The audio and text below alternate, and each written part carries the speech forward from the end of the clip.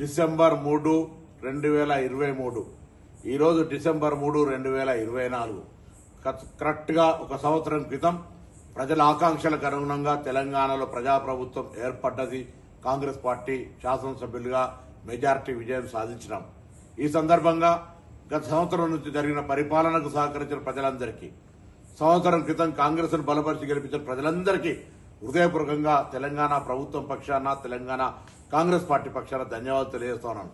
ముఖ్యంగా ఒక ఉద్యమకారుడిగా, విద్యార్థి నాయకుడిగా తెలంగాణ సాధనలో నా బాధ్యతను చూసి హుస్నాబాద్ నియోజకవర్గం నుంచి నన్ను శాసనసభ్యుడిగా గెలిపించిన హుస్నాబాద్ ప్రజలకు ప్రత్యేకించి ధన్యవాదాలు తెలియజేస్తూ, తప్పకుండా ప్రజల ఆకాంక్షలకు అనుగుణంగా ఈ సంవత్సర కాలంలో రైతులకు సంబంధించి తదితర అనేక సంక్షేమ కార్యక్రమాలు చేసిన మహిళలు కావచ్చు, ఇతరత్ర భవిష్యత్తు 4 సంవత్సరాలు కూడా ప్రజల ఆకాంక్షలకు అనుగుణంగా ప్రజాస్వామ్య విలువలతోటి ప్రజాస్వామ్య రక్షణకై కాంగ్రెస్ పార్టీ భవిష్యత్తు కార్యాచరణ తీసుకుంటుంది.